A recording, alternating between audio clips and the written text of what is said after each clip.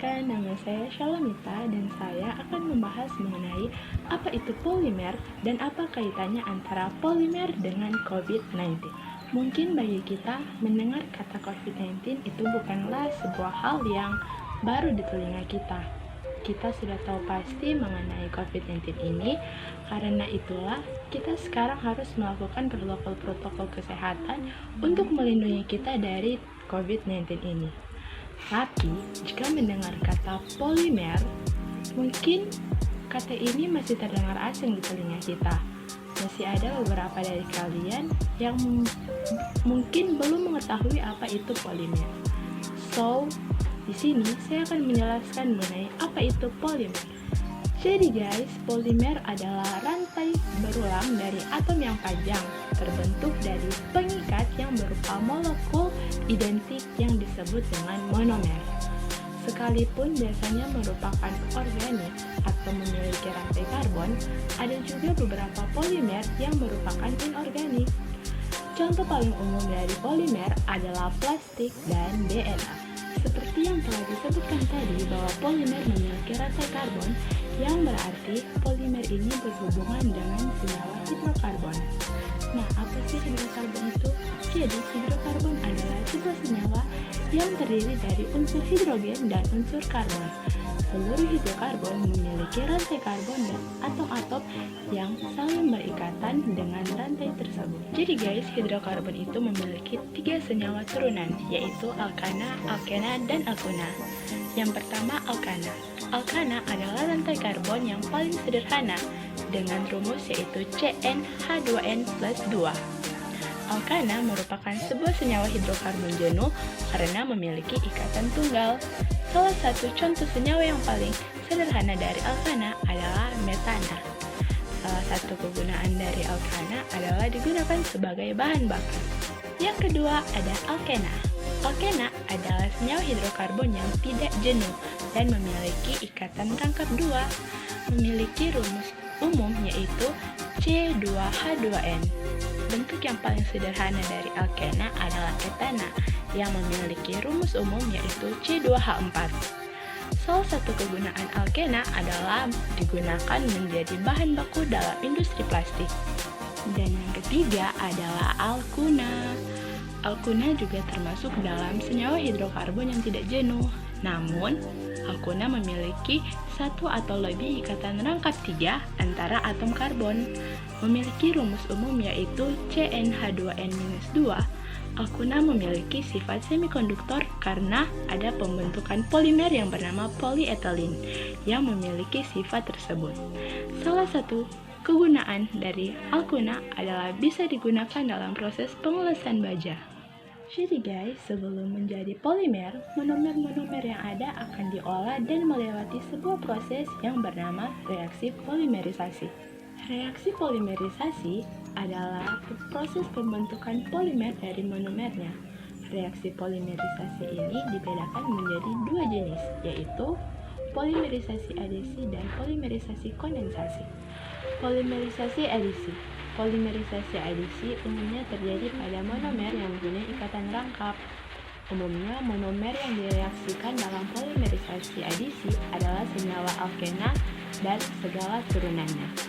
Dari reaksi polimerisasi adesi dihasilkan polimerisasi adesi sebagai produk tunggal. Polimerisasi kondensasi. Polimerisasi kondensasi ini merupakan penggabungan monomer dengan reaksi kimia yang terjadi antara 2 gugus fungsional berbeda dari masing-masing monomer. Polimerisasi ini terjadi pada monomer yang masing-masing mempunyai setidaknya 2 gugus fungsi reaktif. Dari hasil polimerisasi kondensasi dihasilkan polimer dan juga molekul-molekul kecil seperti H2O, HCl, dan CH3OH. Polimer seperti polyester, polyamida, polikarbonat, dan polyuretana disintesis melalui reaksi polimerisasi kondensasi. Nah guys, sekarang saya akan membahas tentang hubungan antara polimer dengan DNA. Seperti yang telah dikatakan sebelumnya bahwa polimer ini tersusun dari gabungan monomer-monomer yang ada, sedangkan DNA sendiri juga merupakan gabungan dari monomer-monomer. DNA tersusun atas monomer yang disebut dengan istilah nukleotida.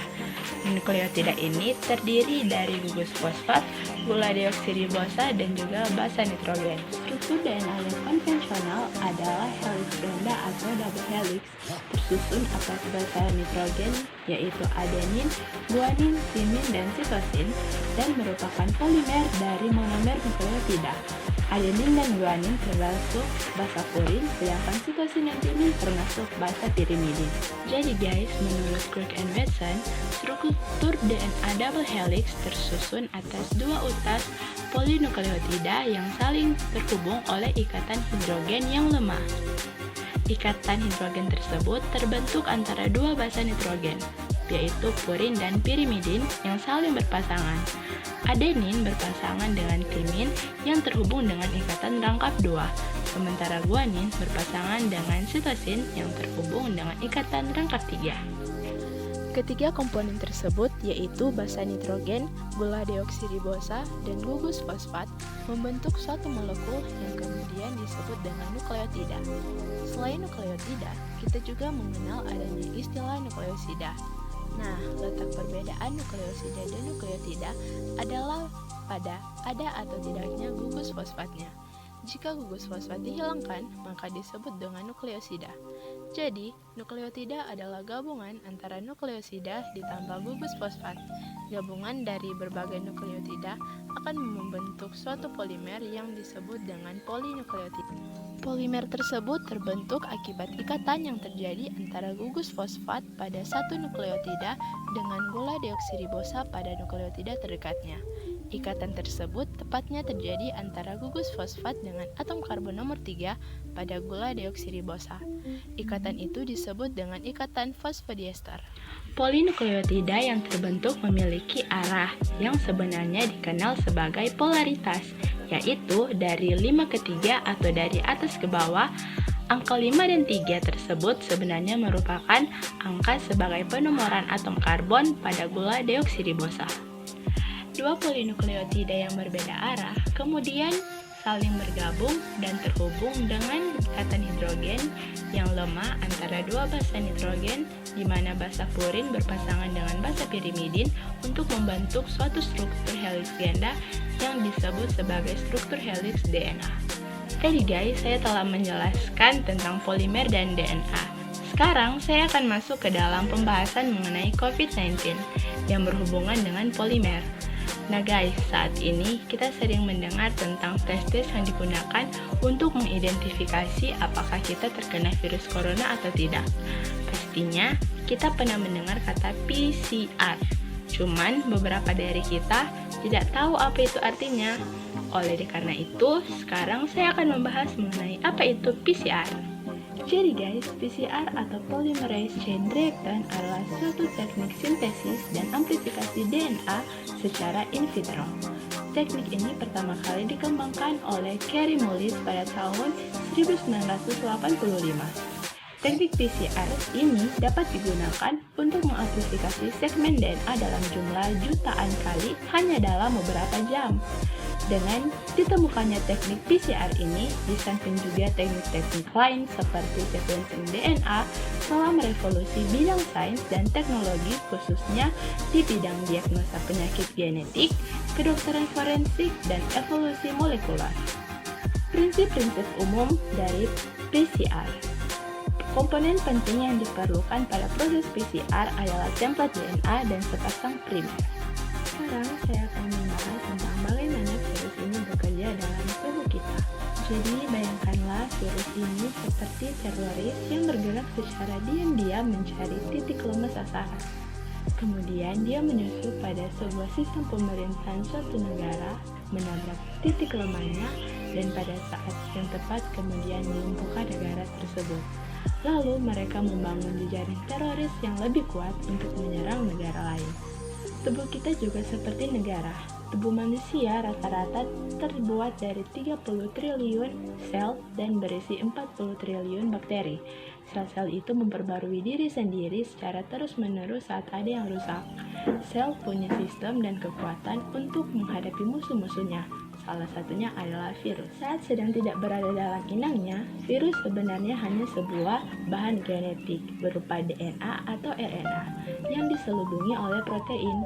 Begitu virus ini berhasil menyusup di sebuah sel makhluk hidup, baik hewan, tumbuhan, maupun manusia, yang kemudian menjadi inangnya, virus tersebut dapat hidup dan berkembang, dan kemudian menjadi agen infeksi penyebab penyakit.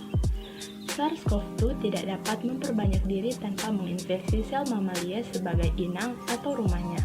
Virus ini bisa menginfeksi sel pada manusia melalui kecocokan reseptor atau molekul protein yang menerima sinyal kimia dari luar sel pada sel tersebut. Jadi guys, virus ini memiliki protein reseptor permukaan yang berikatan dengan enzim ACE2 di permukaan sel paru-paru dan usus halus dengan dipicu oleh enzim tertentu pada sel inang.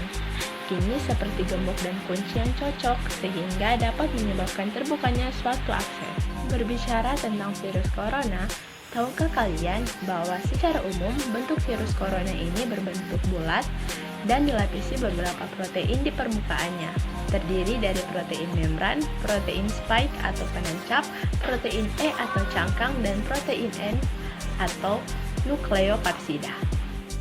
Tubuh COVID ini sendiri bulatannya memiliki ukuran 60-140 nanometer, sedangkan pakunya atau sering disebut spike berukuran 9-12 nanometer.